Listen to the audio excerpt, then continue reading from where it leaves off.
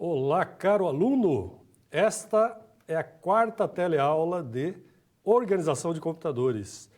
Então você está convidado a assistir a esta aula, né? Mas antes de mais nada, preciso dar um recado aqui, né? Os alunos então que estão assistindo essa teleaula ao vivo, podem enviar assim, as suas participações, né, através do seu tutor presencial, tá? O tutor presencial, você pode enviar esses questionamentos e contribuições através do sistema de chat, tá? Para os tutores presenciais que possuem acesso somente pelo Skype for Business, né, utilize o endereço que está no slide. Lembrando que esse acesso é somente durante a teleaula, tá? E a aula-atividade. Então você, aluno que está assistindo a gravação dessa teleaula, encaminhe as dúvidas, né, via sistema de mensagem, tá? Para o seu tutor à distância.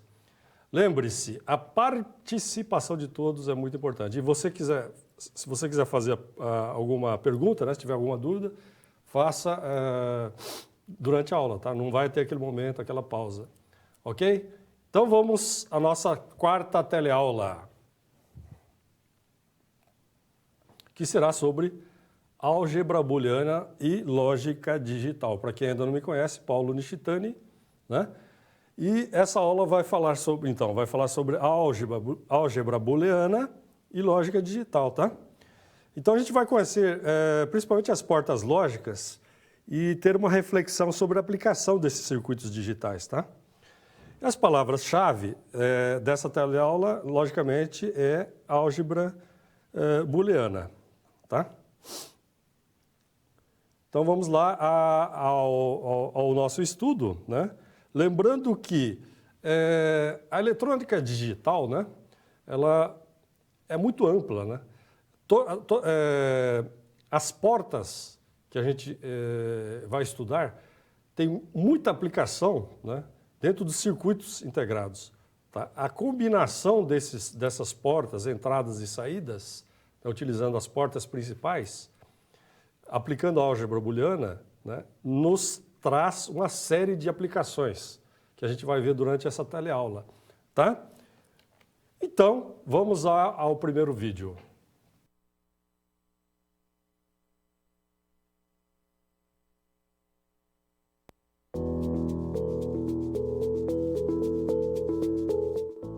Olá, vamos dar início à unidade 4 de Arquitetura e Organização de Computadores. Nessa unidade, vamos falar, entre outros conceitos, de álgebra booleana e lógica digital. Eu estava aqui pensando sobre esses temas e é incrível imaginar que todos os circuitos integrados que encontramos em nosso dia a dia têm como base um princípio muito simples. As variáveis algébricas da matemática que lhes servem de fundamento só podem assumir dois valores lógicos: ligado ou desligado, verdadeiro ou falso, aberto ou fechado, aceso ou apagado, 0 ou 1. Essas são algumas formas de representar essas duas alternativas. E esse é o ponto de partida dos nossos estudos. Nessa unidade, vamos nos aprofundar em álgebra booleana, que é justamente o ramo da álgebra que se utiliza de variáveis que podem assumir, cada uma, um único valor, sendo ele 1 ou 0, verdadeiro ou falso. Nessa unidade, vamos estudar os conceitos e aplicações da álgebra booleana, aprender as leis e operações próprias a esse tipo de álgebra. Vamos conhecer e correlacionar a determinação e a simplificação de expressões lógicas. Além de conhecermos as portas lógicas, seus conceitos, símbolos e tipos. Por fim, vamos conhecer e refletir sobre a aplicação de circuitos digitais, combinacionais e sequenciais. Todos esses conceitos vão ser explorados na SR dessa unidade, em que você vai trabalhar na área de engenharia de uma fábrica de placas de circuitos impressos, atuando no processo de criação dessas PCIs. E aí, vamos começar? Acesse o seu livro didático, as web aulas e todo o material complementar que você encontra no seu ambiente virtual. E não deixe de fazer as pré- e pós-aulas de cada sessão. Bons estudos e até o final dessa unidade, quando nos encontraremos novamente. Muito bem. O que será necessário para você, enquanto aluno, né, saber, para a gente poder... É claro que você já deve ter lido, né, o nosso livro, né, para poder compreender melhor o que a gente vai passar aqui, certo? Mas vamos lá, então. Que conhecimento prévio você precisa ter? São as expressões matemáticas, né? As expressões matemáticas. Você precisa saber somar, principalmente, né? E multiplicar. Então, você, sabendo somar e multiplicar, é o que basta, né? Nesse primeiro momento, tá? Então, vamos iniciar os estudos com o nosso primeiro vídeo.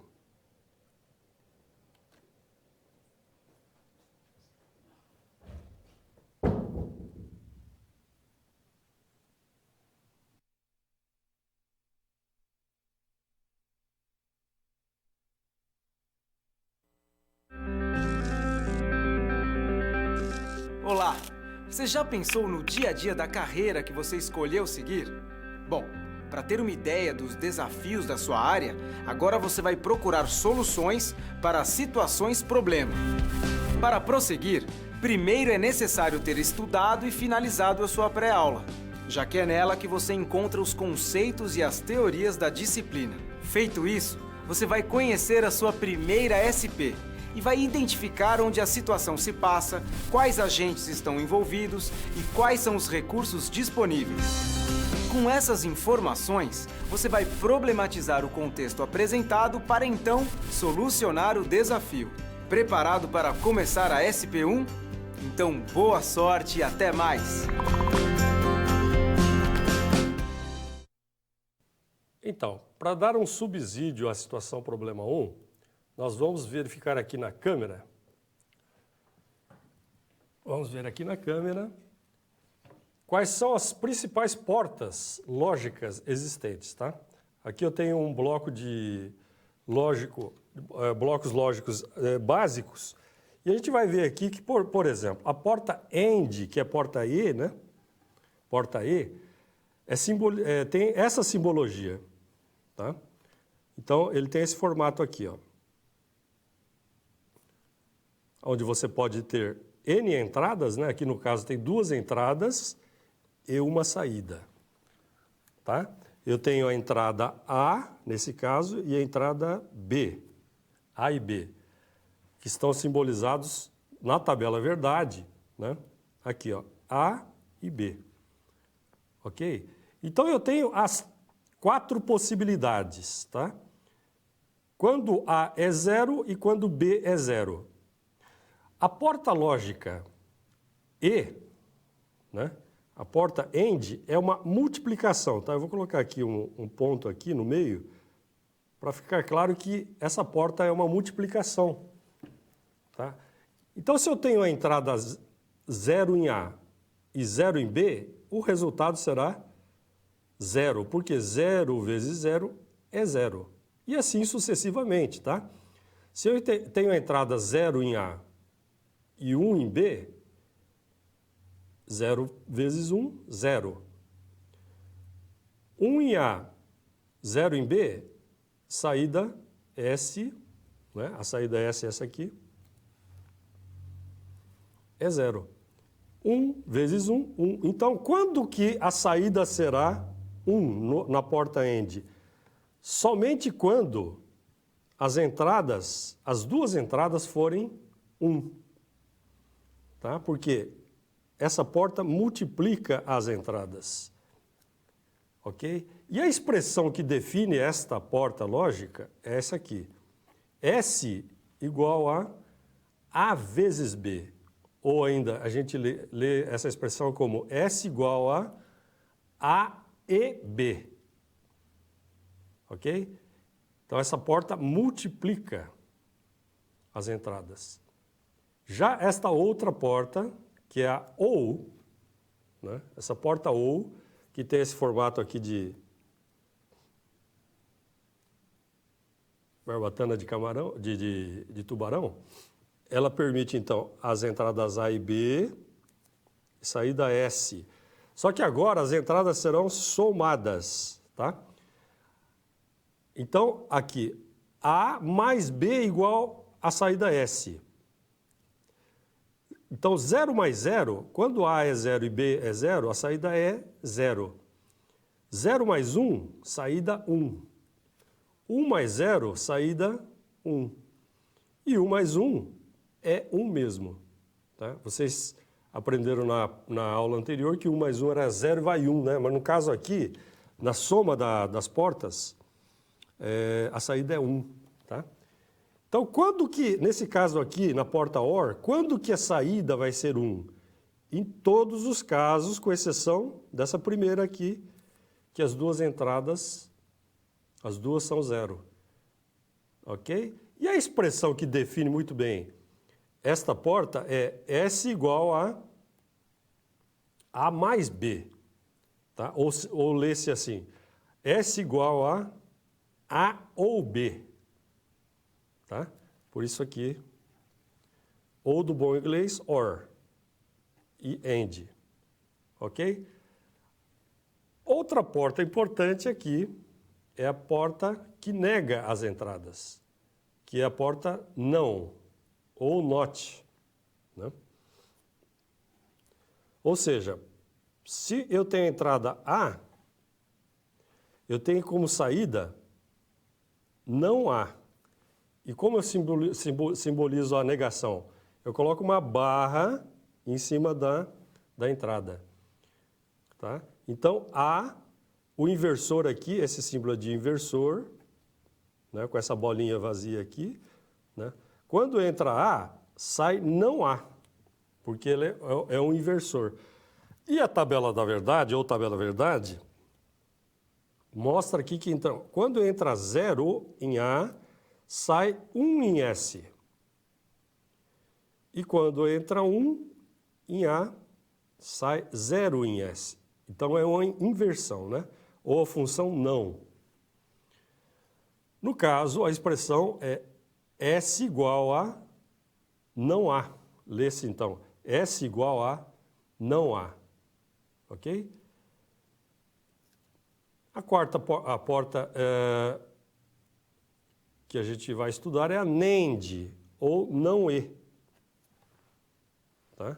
Que nada mais é do que a porta AND, que é aquela mesma porta, a primeira, né? Só que na saída eu tenho essa bolinha vazia aqui que nega a saída. Ok? Por exemplo, então, se eu tenho duas entradas A e B, a saída será A e B. A vezes B. Só que negado. Né? Então, há uma negação. Aqui, a expressão é S igual A e B negado. Essa cobertura aqui, lê-se S igual a não A e B.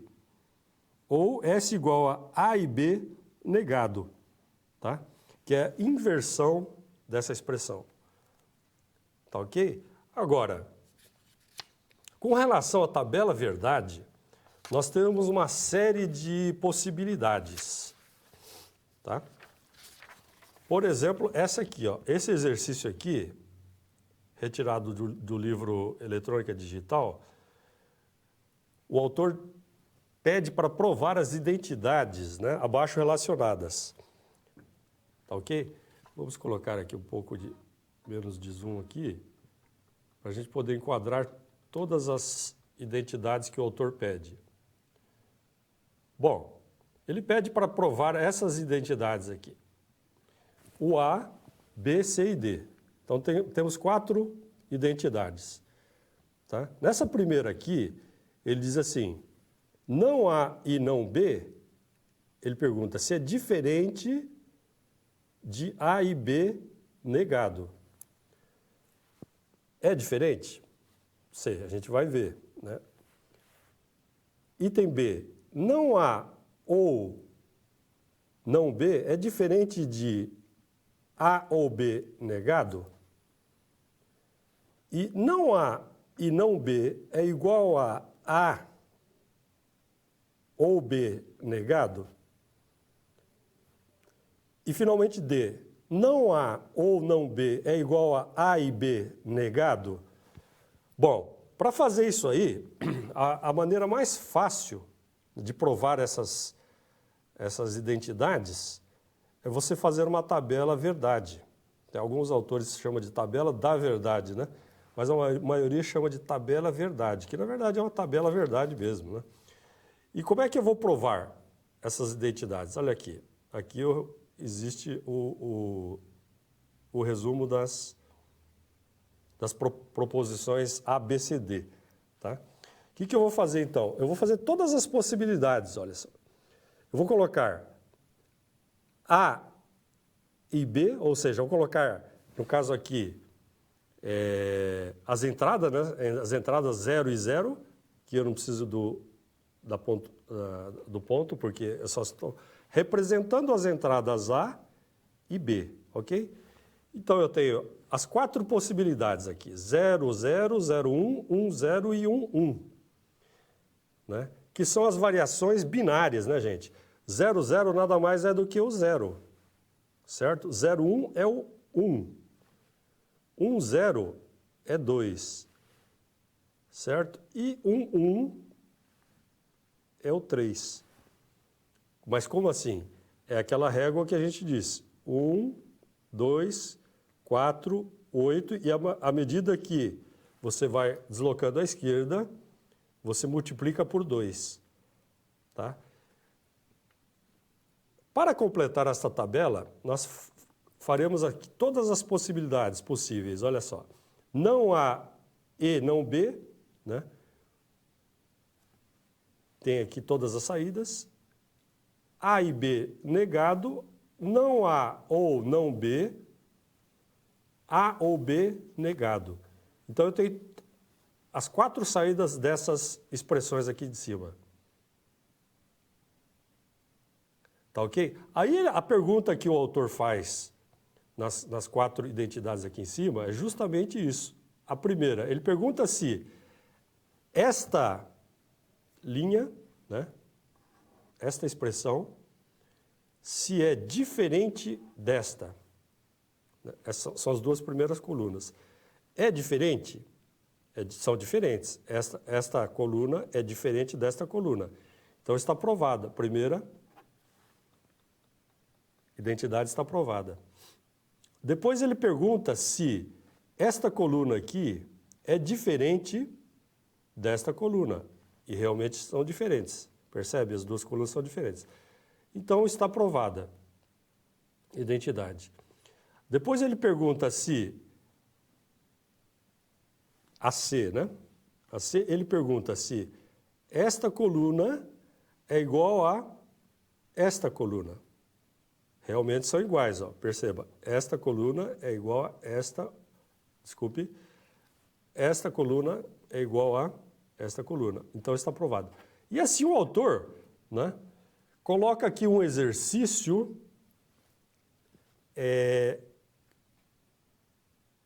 deixando bem claro, né, qual a função de uma tabela verdade. A tabela verdade, na verdade, é um teste de mesa. Né? Você pega todas as proposições ou as identidades e enumera numa tabela, né, conforme as entradas que você tem. No caso aqui eu só tenho 2 entradas, A e B, portanto eu tenho 4 possibilidades de entrada. Quais sejam 0, 0, 0, 1, 1, 0 e 1, 1. Perceberam? Se eu tivesse 3 entradas aqui, ó, A, B e C, eu teria 8 possibilidades de entrada.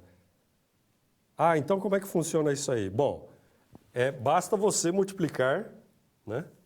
Agora eu vou colocar aqui no finalzinho, 2 elevado a n, né?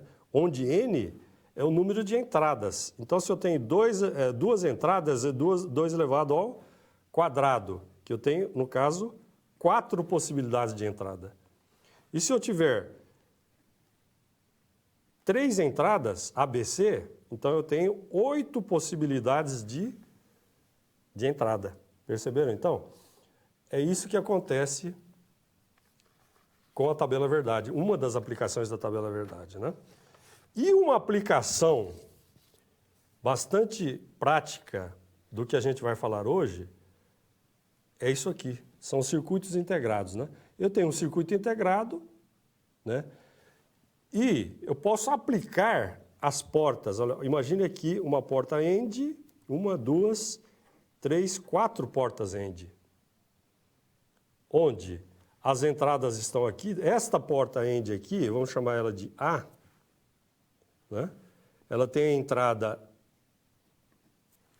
na perna 13 e na 12 e sai na 11. Perceberam? Isso aqui pode ser, de repente, um circuito integrado. E é mesmo, é a 7408, que tem uma grande aplicação na eletrônica, né? E assim vai sucessivamente. Eu tenho aqui, de repente, uma porta B, vamos chamar de B, onde as entradas são definidas pelos pinos 10 e 9 e sai no pino 8 aqui. Então, na prática, de repente, se eu tenho entrada, na verdade, na eletrônica, assim como em todo equipamento eletrônico, né, as entradas são entradas binárias, né?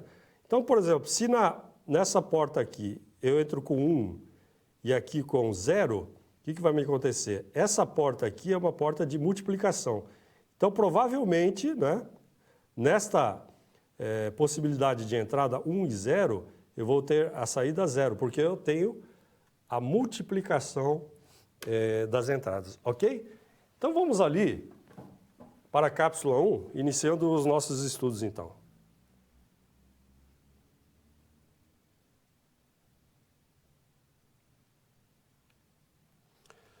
A situação problema 1, ela diz o seguinte, que você precisa, então, montar a sirene de um alarme, tá? E essa sirene está ligada à corrente elétrica. Então, é uma aplicação bastante prática, né, no dia a dia de portas lógicas. Então, no meio da ligação, possui um chaveamento desligado, tá? Desligado. Este chaveamento somente passará para o estado ligado ativando a sirene. Então, ativando a sirene, quando ela for acionada. Tá? Para tal, vale relembrar que, quando o alarme é acionado, ele fecha a porta, fecha a chave P, passando energia, e a chave Q estará sempre passando energia, pois é a outra fase da corrente elétrica. Aí ele fala de tabela verdade, para entradas P igual a 0 e P igual a 1. Bom, para simplificar essa situação problema 1 aqui, vamos diretamente para a solução aqui. O que diz o autor no livro? Para que a gente possa montar um diagrama aqui, acionando essa sirene aqui, ó. Então, nós devemos fazer o seguinte procedimento, tá? Eu tenho aqui um circuito onde, de repente, eu tenho uma corrente que vai para cá e outra para cá, certo? Essa sirene aqui só vai acender no momento em que Q estiver fechado e P também. Então, o que acontece? A tabela verdade, para que isso aconteça, né? Aqui ele diz aqui, note que Q já se encontra ligado, ele sempre vai estar ligado, né? Devido a isso, Q nunca terá o estado aberto. Logo, na tabela verdade, a ser criada, não teremos os valores 0. 0 em Q, né? Porque ele sempre estará fechado aqui. Então, como é que fica a tabela verdade? Fica assim, ó. Aqui eu tenho entrada P e aqui é Q. Assim como nós já falamos em entrada A e B, agora muda a terminologia, né? P e Q, que é a mesma coisa, né? Como se fosse A e B aí. P e Q. Quando eu tiver a entrada 0 em P e 1 em Q, então eu terei aqui P e Q. Ou P vezes Q, né? A simbologia aqui, ele tá colocando, o autor coloca assim, P e Q, né? Esse sinal de circunflexo aqui representa também uma multiplicação, tá? Então, o que acontece aqui? Quando a entrada é 0, P é 0 e Q é 1, saída vai ser 0, porque 0 vezes 1 é 0. Então, a sirene continua desligada. Continua desligada. Quando o P está ligado com o bit 1 e Q com o bit 1, a saída será 1 também ligado. Ou seja, quando P estiver fechado aqui e Q estiver fechado, né, então a sirene vai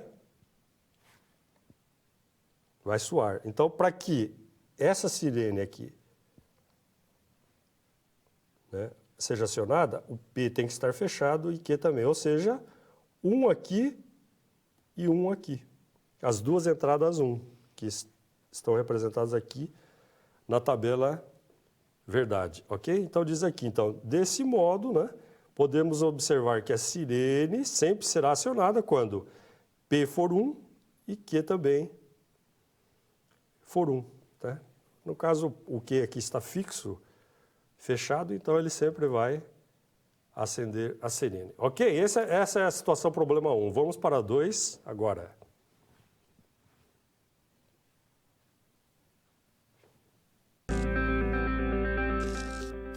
E aí, conseguiu encontrar uma solução satisfatória para SP1? Como você pôde notar, o desafio apresentado tem como base situações comuns da realidade de mercado. Eles são elaborados a partir de informações de empresas, experiência dos professores e acontecimentos do cotidiano. Isso significa que antes mesmo de você se formar, além de todo o conhecimento teórico, você já está em contato com a realidade do seu futuro profissional. Ah, e caso surja alguma dúvida, acesse o fórum e envie a sua pergunta, ok? Confere agora a SP2.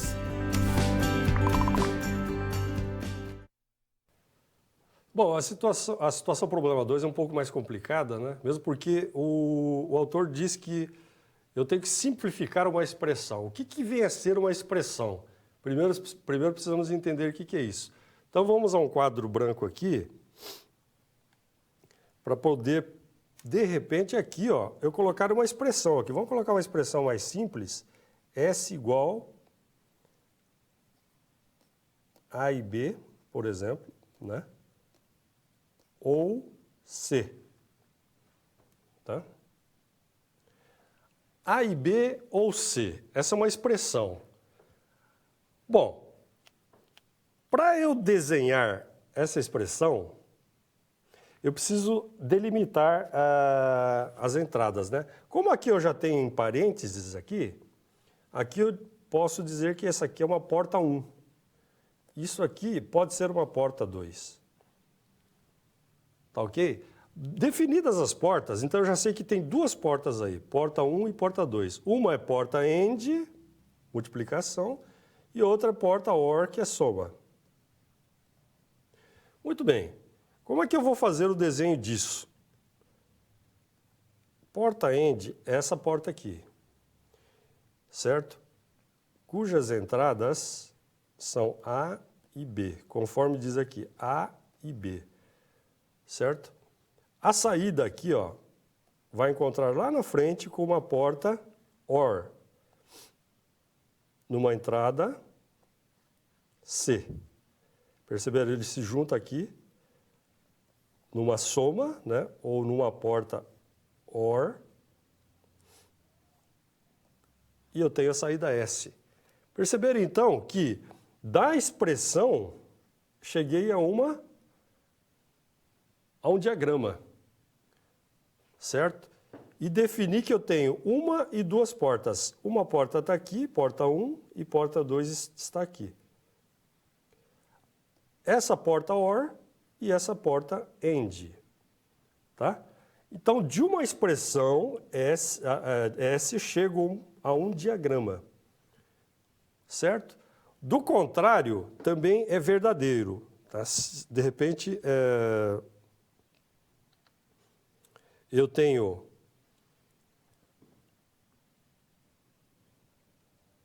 um diagrama aqui, vamos fazer um diagrama aqui, onde eu tenho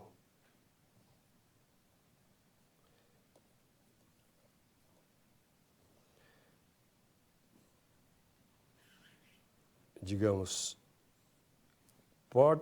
entrada A e B, C e D. Certo? Eu tenho um diagrama aqui. Como é que eu vou fazer a expressão disso? Bom, veja bem.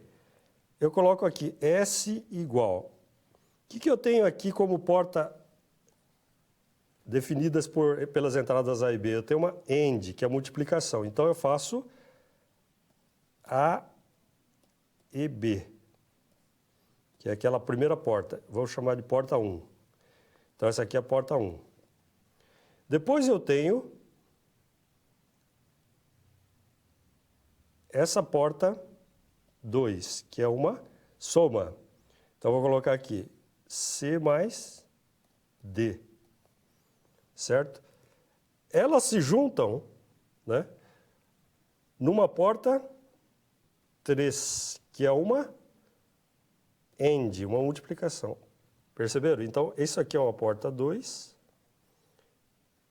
e a multiplicação é a porta 3.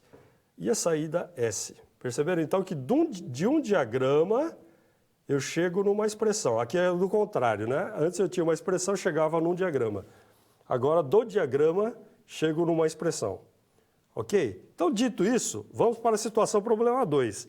Aqui o engenheiro eletrônico precisa simplificar essa expressão enorme aqui, ó. Né? Não A, B, C, ou A, não B, não C, e assim vai. É uma expressão enorme, né?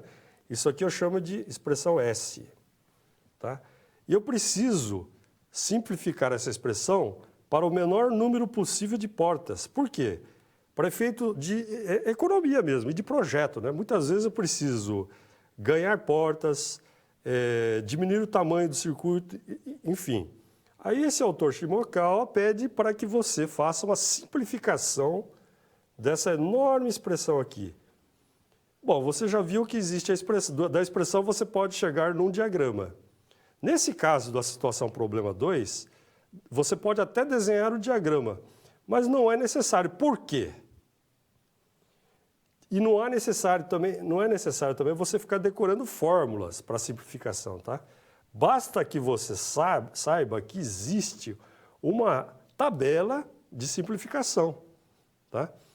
E, se possível, fatore as portas. Ou seja, tudo que for igual aqui, ó, B e C em comum, você simplifica, né, e coloca em evidência. E vai levando as expressões até, né, utilizando uma tabela, até chegar a um ponto, aqui você fatora, né? Aí você vai falar, mas isso é muito complicado. De fato é mesmo. Só que o autor pede isso aqui e, você, na verdade, a finalidade dessa situação problema 2 não é você ficar decorando uma tabela, muito menos raciocinar essa simplificação. O interessante é que você saiba, né, que você entenda que existe uma tabela de simplificação. A partir dessa tabela, você pode usar as propriedades da tabela, chegando num nível de expressão bastante reduzida aqui, né, e atendendo ao requisito do projeto. Tá, okay? Essa é a grande intenção da situação problema 2. Ela é complicada? Complicadíssima. E a gente não vai chegar nesse nível de resolução, né? Porque exige realmente a aplicação de uma tabela enorme, né? E o autor pede, né? Na verdade, nesse momento da situação problema, é até bastante complicado que a gente utilize essa simplificação. Mas a grande intenção dessa situação problema 2 é entender que existe a expressão, existe o diagrama. Da expressão, você pode ir simplificando. Há necessidade de decorar a tabela de simplificação? Não. Basta que você saiba que existe essa tabela de simplificação e que ela é aplicável na prática, né? De uma expressão enorme, você pode ir reduzindo, né, através de propriedades dessa tabela, ir otimizando o seu projeto, de tal forma que ela fique mais econômica e reduzida. Tá ok? Agora, então, a gente vai para a cápsula 3, situação problema 3. Vamos lá, então.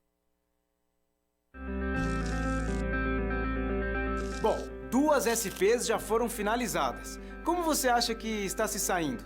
Lembre-se de que para se dar bem é importante seguir as etapas, já que elas facilitam os seus estudos. Vamos revê-las? Primeiro, é necessário estudar a pré-aula para conhecer a teoria e os conceitos da disciplina. Em seguida, leia a SP com atenção para conhecer e interpretar a situação exposta. Feito isso, você deve levantar hipóteses sobre a situação-problema, considerando os recursos disponíveis. E, por fim, você deve aplicar os conceitos estudados com foco em resolver a problematização. Combinado? Então, fique agora com a SP3. Até mais!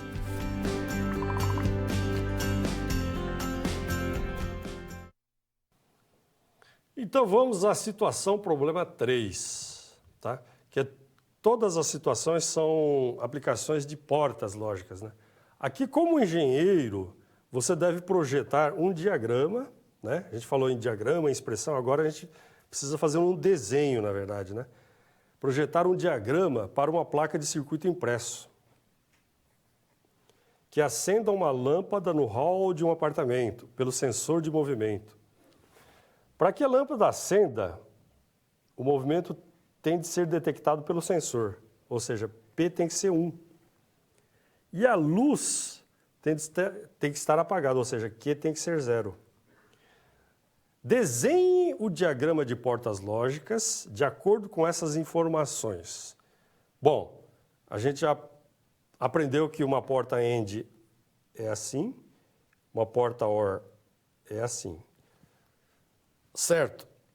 Dito isto, né, a gente também já disse que as expressões booleanas são aquelas S, né, que tem S igual à expressão, certo? E vice-versa. De que forma? Eu tenho um diagrama e desse diagrama eu posso chegar numa expressão, S. Então, eu tenho uma expressão e eu tenho um diagrama. Muito bem. Dito isso, a gente vai chegar, então, no diagrama. Só que esse diagrama é muito simples, né? Eu tenho primeiro um esquema. Qual que é o esquema, então, desse detector de movimento aí que a gente vai usar no apartamento, né? Veja bem, aqui diz o seguinte, olha.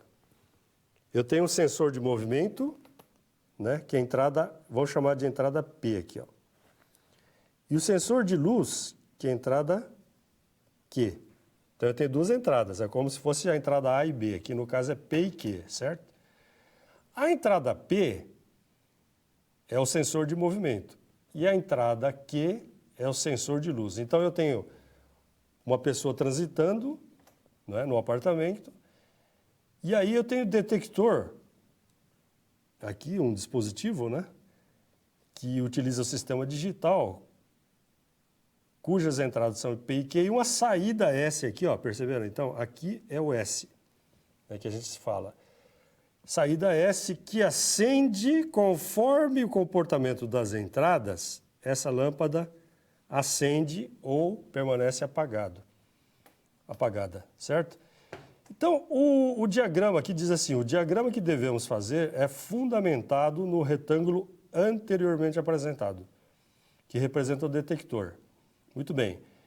Ele recebe as informações e, de acordo com essas informações, acende ou não a lâmpada. Foi o que a gente disse, né? Entendendo, então, esse esquema, devemos agora, no primeiro passo, encontrar a expressão lógica. O que é a expressão lógica? É o S. Como que nós vamos encontrar esse S aqui, ó? Né? Através de um diagrama.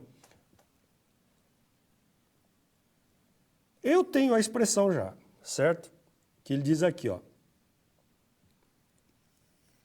De posse dessa expressão lógica, eu chego no diagrama. Então, eu tenho aqui, ó, entrada P e entrada Q. Tá? Só que para que eu possa utilizar essa porta AND, que está aqui, ó, a porta AND está aqui, na verdade. Ela está multiplicando as entradas para a saída S. Eu preciso de uma entrada P e uma negação de Q. Aqui um inversor. Tá? Por quê? Porque o Q, ele sempre tem que inverter. Por que sempre tem que inverter? Porque anteriormente, ele disse aqui, ó, que a luz tem de estar apagada. Q tem que estar sempre, tem que estar em zero. Perceberam? Então, ele nega a entrada em Q. Desse modo, então, nós demonstramos o diagrama de portas lógicas e construímos, então, esse detector de movimento. Então, perceberam que de uma necessidade, de uma aplicação, nós chegamos numa expressão e da expressão chegamos num diagrama. Certo? Parece ser complicado? Não, mas mais para frente aqui, né, a gente vai fazer um exercício para tirar qualquer dúvida com relação à expressão, a diagrama, né? E aí vem uma pergunta: como se calcula o número de combinações? No caso de um circuito de 4 entradas, quantas combinações ficam e como se calcula? Boa. A pergunta é bem pertinente. Vamos aqui ao quadro, que é o seguinte, ó. Todo circuito tem todo circuito lida com bits, 0 e 1, certo? 0 e 1 são duas possibilidades só, é o sistema binário. Então, base 2, coloquei o 2 aí, elevado a n. O que é o n? N é o número de entradas, tá?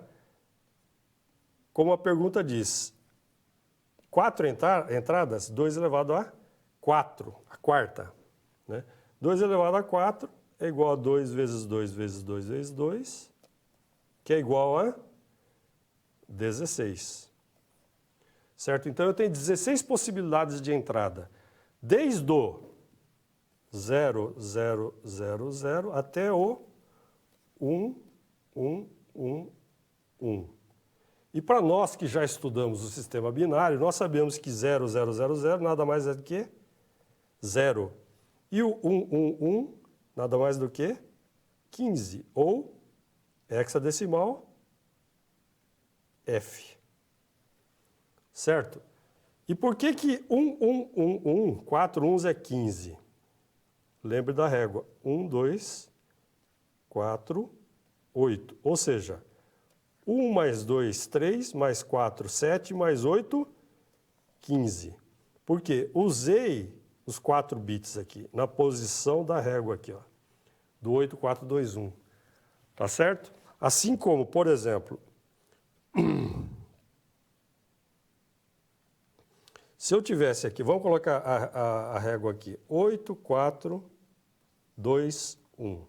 Se eu tivesse essa combinação de bits aqui, ó, 1, 0, 1, 1, qual o número que sairia aí em decimal? Bom, tá lembrado que onde eu liguei os bits aqui, uns, é onde eu vou somar, né? Então, eu tenho 1 mais 2, 3, mais 8, 11. Então, esse número aqui é o 11 decimal, que também em hexadecimal, podemos dizer que ele é o B, né? Mas por que B? Porque no sistema hexadecimal,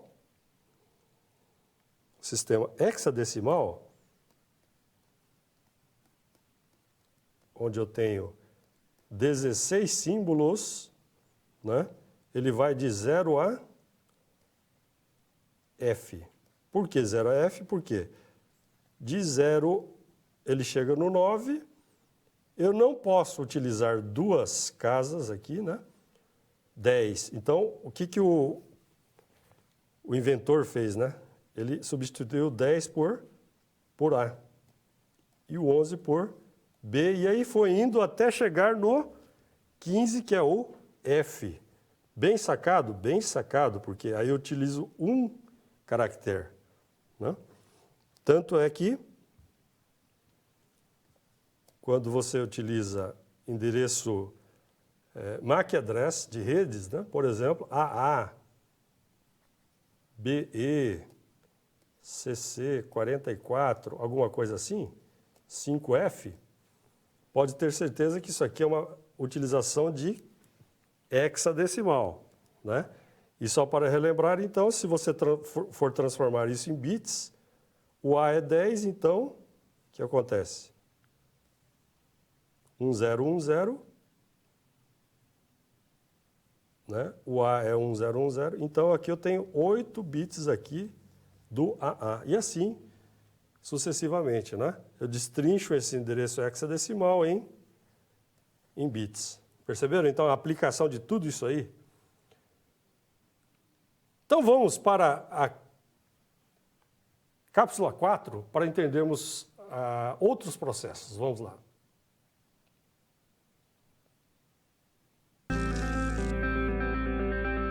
Quando você faz uso de todo o material didático, você passa a conhecer as teorias e os conceitos da disciplina de forma mais completa.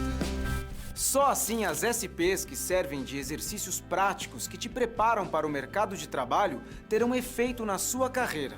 Ou seja, seguindo as etapas, você está adquirindo experiência profissional antes mesmo de terminar o seu curso. E se durante a sua leitura algum ponto de interrogação surgir, não se preocupe. Envie sua dúvida no fórum, ok? Fique agora com a SP4. Boa sorte!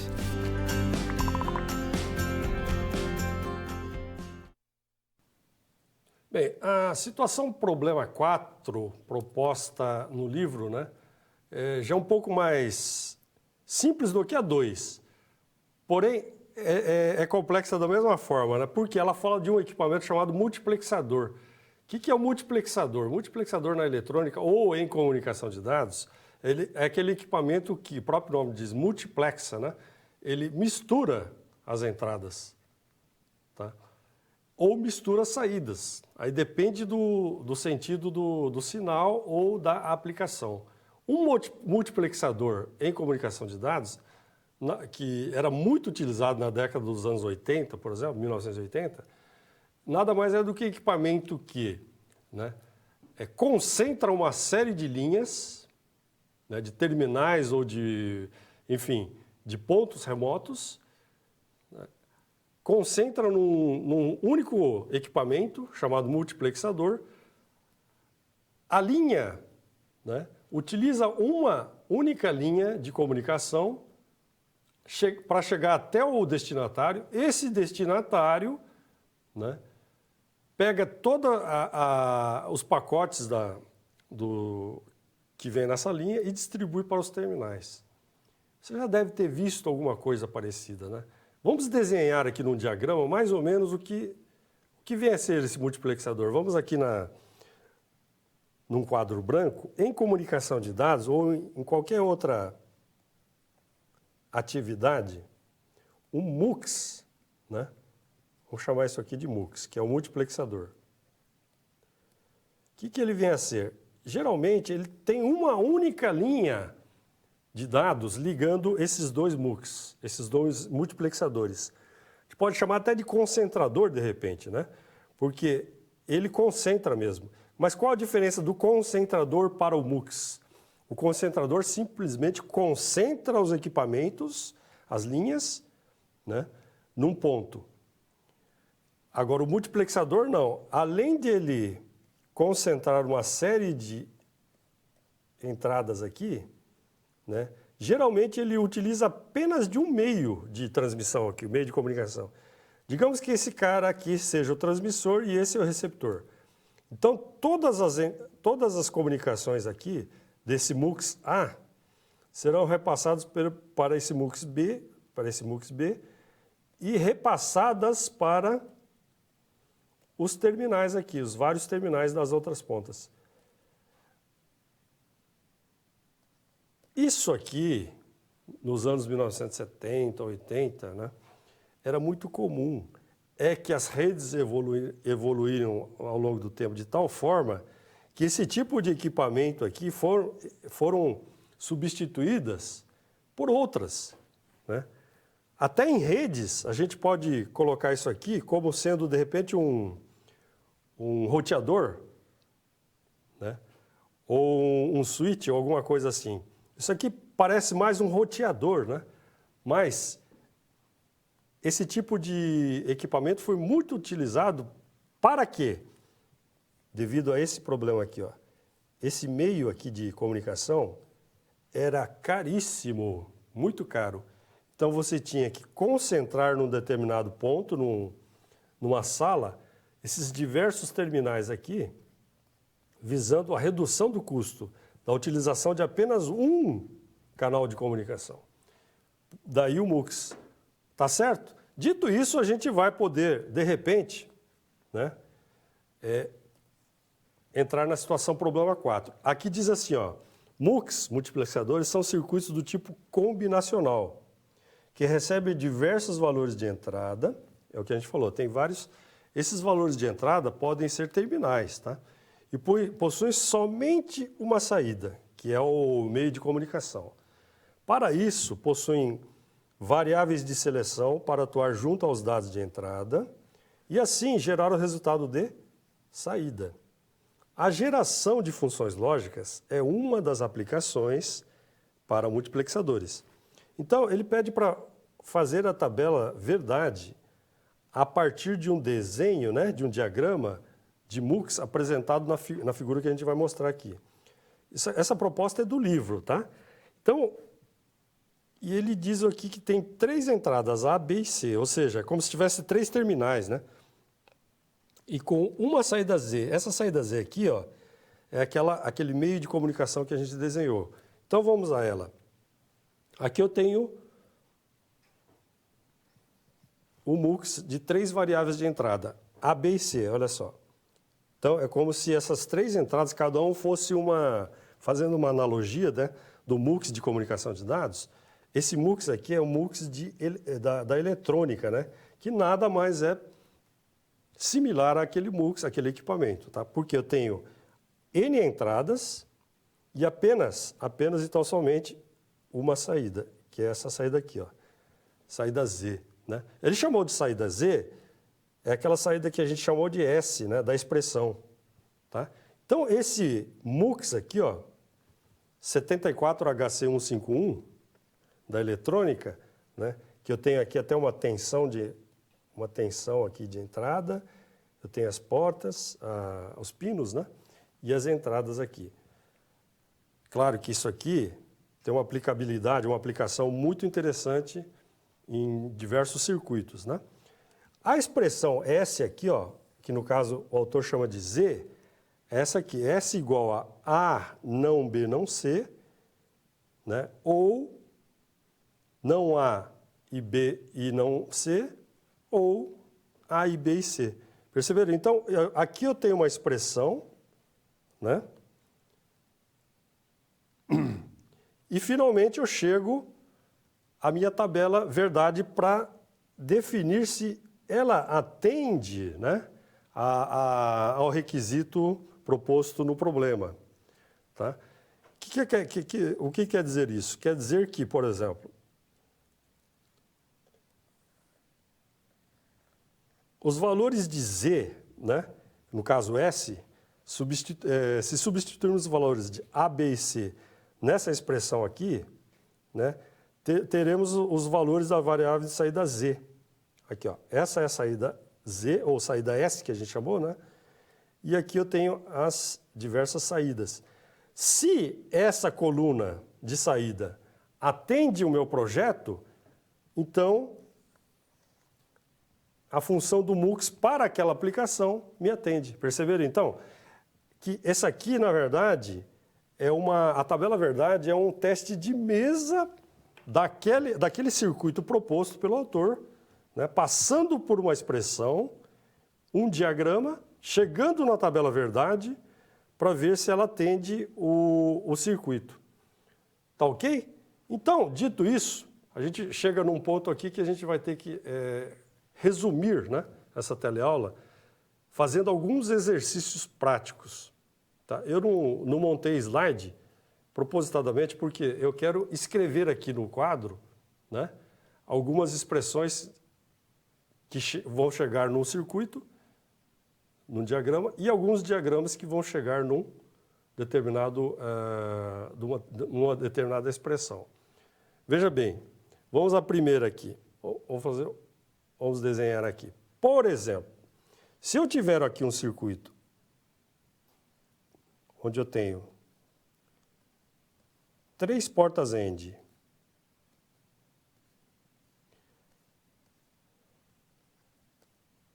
A, B, C, D e E, F. Então, elas estão ligadas, as três portas, numa OR aqui na frente e saindo numa S, por exemplo. Só que aqui ele é negado, né? Como é que eu faço isso aqui? Esse é um diagrama, tá? É um desenho, né, gente? Como é que eu vou chegar numa expressão, né? Percebam que as portas estão desenhadas aí. Eu tenho 3 portas AND e uma OR, certo? Só que eu tenho 6 entradas diferentes. A, B, C, D, E, F. Ah, isso quer dizer que é 2 elevado à sexta? Sim. Então eu tenho muitas possibilidades de entrada?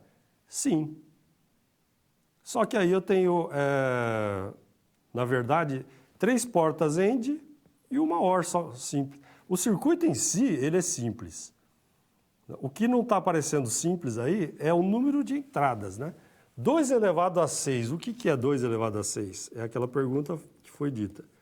É 2 vezes 2 vezes 2 vezes 2 vezes 2.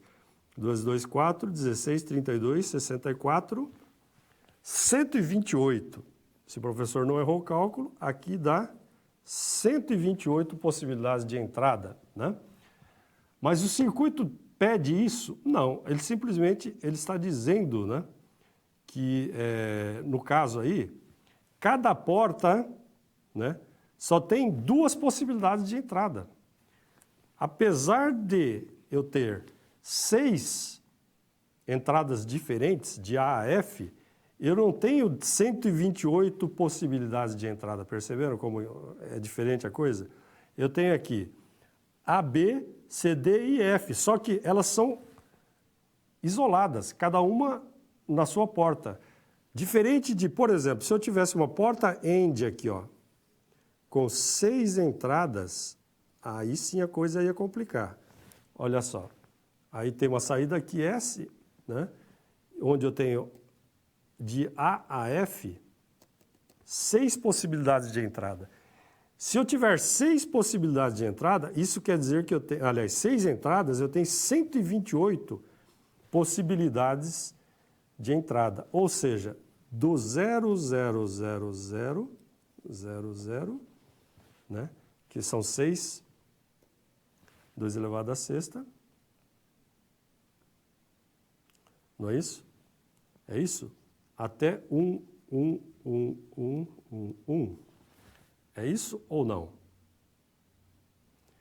Agora vamos tirar a dúvida, né?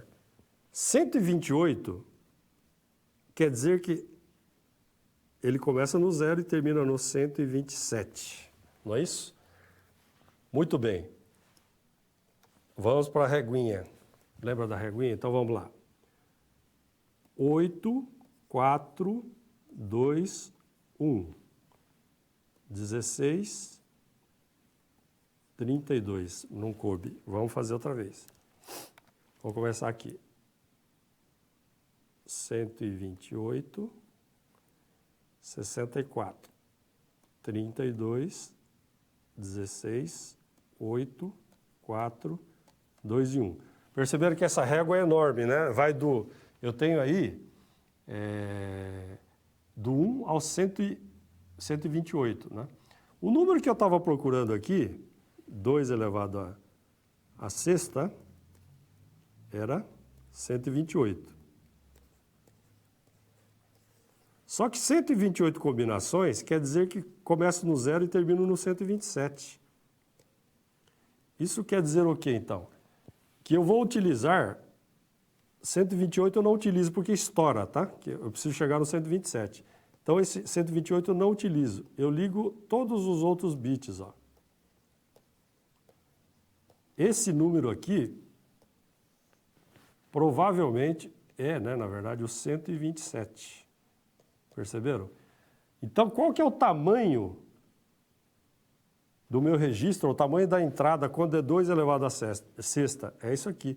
Ele começa no 0000000, ou seja, 7 zeros, né, até 1, que é o 127. Tá ok? Então, esse é o tamanho da encrenca, né? Aqui nesse caso aqui, eu tenho apenas 3 entradas. 3 entradas é fácil, né? 2 elevado a n, 2 elevado ao cubo, que é igual a 8. Ou seja, é até fácil de mapear, né? 0, 0, 0, né? O tamanho é 3. 0, 0, 1, 0, 1, 0, 0, 1, 1, 1, 0, 0. Aqui eu já tenho 5, né?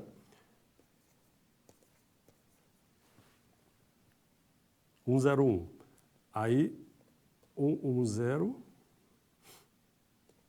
e 1, 1, 1. Onde esse número é o 0, esse aqui é o 1, 2, 3, 4, 5, 6 e o 7. Perceberam então que o maior número sempre é 1 a menos do que a possibilidade de entradas. Eu tenho 8 entradas, do 0 até o 7. Só que o meu maior número é representado por 3 bits ligados, ó, 1, 1, 1, que é o 7. Né? Apesar das minhas possibilidades serem 8, eu terei 7 bits, aliás, o número 7, né, sendo o maior número representado pelos 3 bits ligados. Tá? É assim sempre, né? Assim como vamos colocar aqui o exemplo mais simples, que é o 2 elevado a n, 2 elevado à quarta, que eu tenho 4 possibilidades de entrada, né? Então, se eu tenho 4 possibilidades de entrada, quais são eles? 0, 0, 0, 1.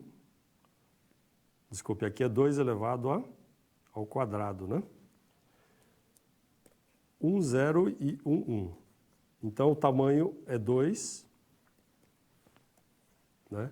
E eu tenho 4 possibilidades, onde esse número é o 0, aqui é o 1, aqui é o 2 e aqui é o 3. Então, eu tenho 4 possibilidades, que o 2 elevado ao quadrado é 4, né? Onde o menor número é 0 e o maior é 3, ou seja, um número sempre abaixo do número de possibilidades. Tá? Essa teoria ela é muito importante, por exemplo, quando nós estudamos comunicação de dados, numa correção de erros que acontece na transmissão de dados. Tá? Por exemplo, quando você faz uma transmissão de dados, né,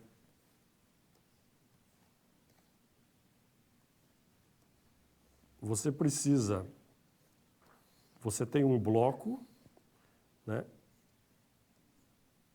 e no cabeçalho você tem umas informações de endereço aqui do transmissor e do receptor. Tá? Aqui a gente chama de postâmbulo, aqui é preâmbulo e aqui é postâmbulo. Eu tenho um elemento chamado CRC, que é o Cyclic Redundancy Check. Esse Cyclic Redundancy Check é o que vai me garantir, por exemplo, um fabricante da IBM, um fabricante chamado IBM, no início dos tempos, ela fazia o quê? Ela fazia gravação de fita de uma unidade A para a unidade B. Mas quem garantia que essa transmissão... Desculpa.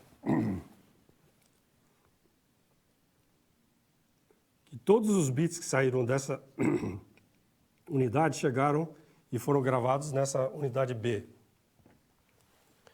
O que dava a garantia, ainda hoje é o que dá a garantia, numa transmissão, é o chamado CRC. Como que é calculado o CRC? A gente estuda em comunicação de dados. Tá? Em comunicação de dados,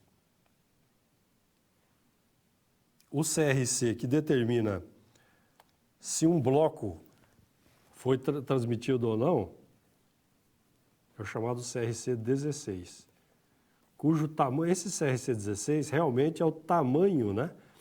É como se essa base fosse 2 mesmo, mas o tamanho é 2 elevado a 16 possibilidades, né, de entrada, é o x elevado a 16, na verdade, né?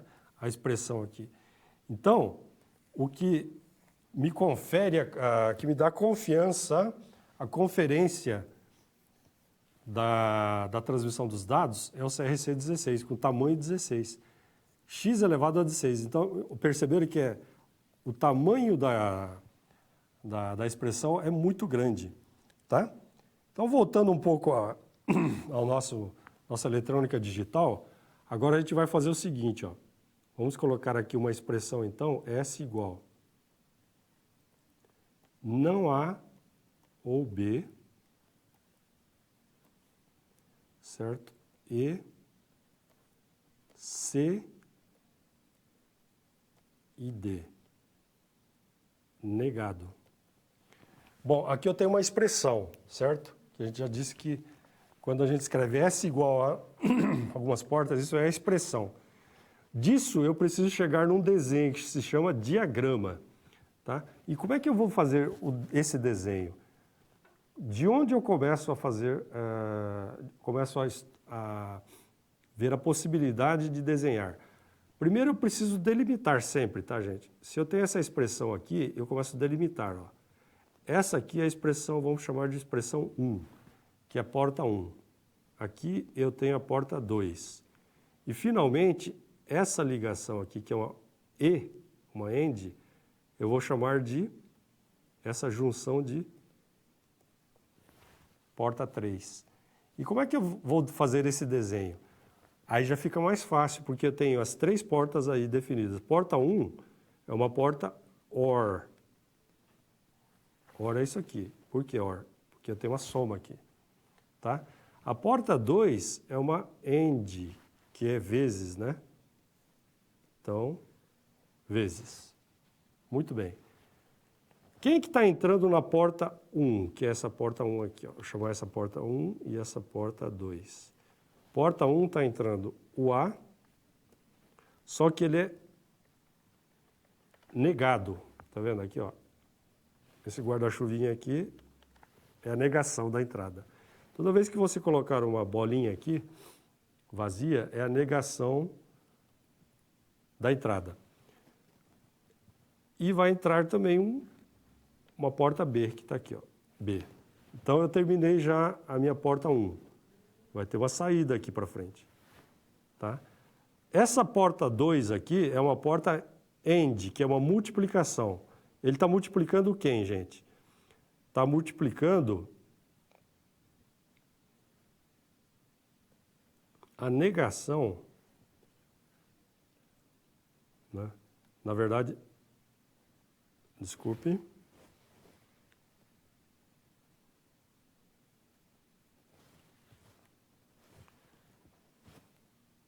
Vamos lá. Vamos apagar aqui. Voltando ali. Apaguei tudo. Bom, voltando ali então. Fazendo aquele desenho, eu chego então a uma expressão, tá? Vamos fazer uma outra aqui que eu acabei apagando aquela. Vou fazer uma mais simples aqui. A e B ou C. Negando aqui a entrada, tá? Então vamos lá. Aqui eu tenho a expressão 1. A porta 1, aqui é a porta 2. E aqui a junção das duas é a porta 3. Tá ok? Então vamos lá. Eu tenho uma porta AND, A e B. E tem uma saída aqui. Tá? E tem uma entrada C, que está chegando aqui, só que ela é negada. Perceberam aqui a negação? Então, chega aqui, né? A negação está aqui. E ela se junta numa porta OR, que é essa porta aqui, ó. Tá? Então, aqui é vezes, né, que está aqui, multiplicação. E aqui é soma, que a porta OR está aqui, ó. Saída S. Perceberam, então, que de um de uma expressão eu chego sempre em um diagrama. Tá ok? Vamos fazer do contrário agora. Vamos fazer um circuito, uma porta AND, uma negação na saída, duas entradas. Uma OR, com uma negação na entrada, juntando tudo numa saída AND, cuja saída é negada também. Perceberam então? Olha só, eu tenho A, B, C, D. 4 entradas, isso não quer dizer que eu tenho 2 elevado à quarta possibilidades. Porque eu tenho 2 entradas distintas em cada porta, tá? Eu tenho uma porta AND aqui, uma porta OR aqui. Muito bem. E aqui uma porta AND. Tem a expressão S. S igual, vamos descrever aquela primeira porta. Então, ela é uma A e B.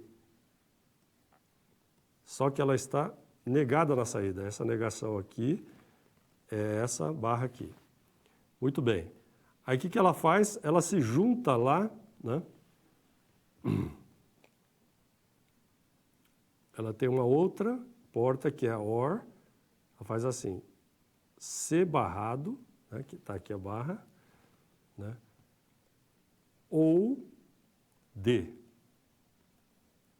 Muito bem. Tudo isso está ligado numa porta AND. Só que a saída aqui ela está barrada, ela está negada. E está aqui a expressão. Tá ok? Então perceberam que de todo diagrama ele tem uma expressão possível. E de uma expressão ele pode chegar no diagrama. É bastante útil isso? Sim. Na álgebra booleana é só o que interessa para nós. Tá certo? Então eu tenho várias aplicações, tá, com multiplicadores, principalmente em redes, como a gente já mencionou, né? Aquela aplicação de eu ter um equipamento em uma ponta e outro equipamento na outra ponta, onde eu tenho uma série de entradas e eu tenho uma série de saídas e no meio apenas um entroncamento, né? Até em comunicação de dados, em alguns entroncamentos a gente chama isso aqui de backbone, né? Onde isso aqui é muito caro, por isso que eu preciso multiplexar a minha rede. Tá ok? Aqui, então, a gente vai discutir um pouquinho, antes de terminar a nossa teleaula de hoje, a questão do futuro, as invenções da profissão, né? A eletrônica digital está intimamente ligada à questão da digitalização, né? Todo o universo, um dia, toda a nossa prática todos os equipamentos praticamente um dia foram analógicos, né? E todo equipamento analógico passa a ser digital um dia. Assim foi com o relógio, assim foi com rádio, televisão, enfim, né? Por que a digitalização, ou essa transformação de analógico para digital é importante? Porque para maior precisão, né? Tudo que é analógico, ele tem a possibilidade de N valores, só que ao longo de um tempo. Ele não é pré-definido, ele não é, preciso. Já o digital, ele é preciso, né? É binário. São valores uns e zeros. Então, daí a possibilidade de você inserir novos equipamentos, tanto na telefonia, tanto na televisão, né? Só para a gente desenhar aqui, ó, vamos para o quadro aqui, para ver qual que é a diferença de um sinal analógico. O analógico, ele começa, é praticamente o sinal senoidal, né? Ele começa de um valor 0, chega em 90 graus, ele tem um valor. 180 graus, ele tem outro valor. E assim, chegando a 360 graus. Só que ele tem N valores ao longo do tempo. Percebem aqui, ó? Então, no instante t aqui, digamos de 1 milissegundo ou 1 segundo, eu tenho outro valor aqui. Então, são sinais que mudam ao longo do tempo. Então, eles não são totalmente precisos, né? Já o digital, não. O digital, ele tem valores definidos. Ou você tem 1, ou você tem 0, conforme a aplicação, né? De repente, aqui eu tenho mais 5 volts e aqui menos 5 volts. Então, quando eu aplico 5 volts no equipamento, eu tenho bit 1. E quando eu aplico menos 5 volts, por exemplo, eu tenho valor 0. Então, são valores precisos. Isso em eletrônica tem toda a diferença, né? E na comunicação de dados também. Enquanto isso aqui, né, pode ser utilizado, por exemplo, numa linha telefônica analógica, eu posso alterar essa linha telefônica utilizando equipamentos digitais, né, digitalizando a minha voz, né, só que aí eu tenho uma aplicação bem maior. Né? Tenho voz sobre IP e várias outras aplicações. Tá ok, gente? Então, nesse momento nós encerramos a teleaula, né? Ficamos à disposição para possíveis dúvidas, tá? E espero que vocês façam uma boa prova, não se preocupando com a questão de ficar decorando teoria, esse tipo de coisa. E a questão da simplificação, isso aí são meros detalhes que estão em tabela. Tá ok? Um grande abraço e até a próxima!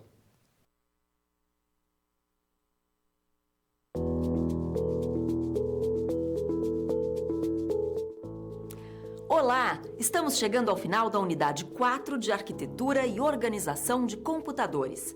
Nessa unidade, focamos nossos estudos em álgebra booleana e lógica digital. E para colocar em prática tudo o que você aprendeu em nossa SR, você foi convidado a trabalhar em uma empresa que fabricava placas de circuitos impressos na área de engenharia. Vamos rever os conhecimentos adquiridos por você a partir de todas essas experiências. Na SP1, seu trabalho foi criar o diagrama de um interruptor. Na SP anterior, seu desafio foi assimilar e aplicar os conceitos da álgebra booleana para a criação do diagrama desse dispositivo. Já na segunda situação-problema, nos vimos diante da necessidade de simplificar uma expressão desse tipo. Nesse caso, você aplicou seus conhecimentos sobre as leis da álgebra booleana para chegar ao menor número de portas possíveis. Na SP3, a questão proposta era o desenvolvimento do diagrama de um circuito impresso para a abertura de uma porta automática, utilizando os circuitos lógicos necessários. Para resolver essa situação-problema, você colocou em prática sua aprendizagem a respeito de portas lógicas e, assim, construiu seu primeiro projeto com um diagrama funcional. Por fim, na SP4, a situação apresentada exigia a construção de um diagrama de blocos da máquina de estados de Moore e da máquina de estados de Mealy. Para cumprir seu trabalho, foi necessário saber as diferenças entre esses tipos de máquina. Tivemos, então, a oportunidade de refletirmos sobre a aplicação dos circuitos digitais, combinacionais e sequenciais. Agora, finalizada essa rápida revisão, que tal um problema para exercitar seus conhecimentos e aprofundar os estudos no tema da unidade? É o seguinte: como engenheiro, você deverá projetar um diagrama para uma placa de circuito impresso que acenda uma lâmpada no hall de um apartamento pelo sensor de movimento. Compartilhe suas ideias e dificuldades com seus colegas. Coloque sua cabeça para funcionar. Reflita e use todos os seus conhecimentos para realizar esse projeto. E por fim, aí uma dica de leitura. Trata-se da obra Arquitetura e Organização de Computadores, de William Stallings, uma leitura indispensável para se aprofundar nos temas que vimos nessa unidade. Nós chegamos ao fim desta unidade de ensino, mas a sua aprendizagem continua. Volte ao seu livro didático para tirar qualquer dúvida que ficou e reveja os questionários das pré- e pós-aulas de cada sessão. Não deixe também de se aprofundar em outros assuntos relativos ao tema. Continuar aprendendo e se aprimorando ainda mais é fundamental para o seu desenvolvimento acadêmico e profissional. Por fim, eu desejo a você bons estudos. Até a próxima!